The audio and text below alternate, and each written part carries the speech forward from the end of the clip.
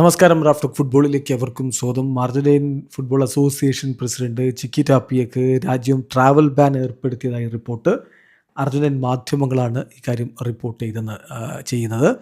അതനുസരിച്ച് അദ്ദേഹത്തിന് രാജ്യം വിട്ടു പോകാൻ പറ്റില്ല. അങ്ങനെ ട്രാവൽ ബാൻ ഏർപ്പെടുത്തിയിരിക്കുകയാണ്. അതിൻ്റെ കാരണം മണി ലോണ്ടറിങ്ങും ടാക്സ് ഇവേഷനുമായി ബന്ധപ്പെട്ട ചില സംശയങ്ങളുണ്ട്, സസ്പെക്റ്റ് ചെയ്യപ്പെടുന്നുണ്ട്.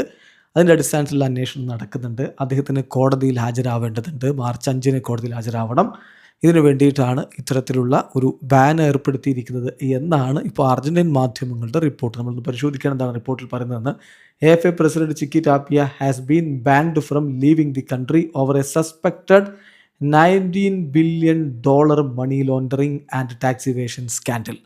$19 മില്യൺ മണി ലോണ്ടറിങ്ങും അതുപോലെ തന്നെ ടാക്സ് ഇവേഷനും നടന്നു. അതായത് നികുതി വെട്ടിപ്പും കള്ളപ്പണം വെളുപ്പിക്കലും ഒക്കെ ആയിട്ടുള്ള പരിപാടികൾ നടന്നു എന്ന് സംശയിക്കപ്പെടുന്നു.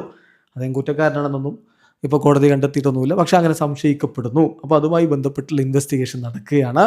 He must appear four questioning in court on March 5 എന്നാണ്. കോടതിയിൽ March 5 അദ്ദേഹം എത്തേണ്ടതുണ്ട് എന്നുകൂടി ഇപ്പോൾ അർജന്റീൻ മാധ്യമങ്ങൾ റിപ്പോർട്ട് ചെയ്യുന്നു. തീർച്ചയായിട്ടും ഇപ്പോൾ അർജന്റീൻ ഫുട്ബോൾ അസോസിയേഷനെ സംബന്ധിച്ചിടത്തോളം വളരെ സുപ്രധാനമായ സമയമാണ്. അടുത്ത വേൾഡ് കപ്പിന് വേണ്ടിയിട്ട് ടീമിനെ ഒരുക്കി ഇറക്കേണ്ട ഒരു സന്ദർഭമാണ്. ഈ ഒരു ഘട്ടത്തിൽ ടീമിനും മറ്റുമൊക്കെ ആയിട്ട് കരുത്തോടുകൂടി പിന്തുണ നൽകുന്നയാളാണ് ചിക്കി ടാപ്പിയ.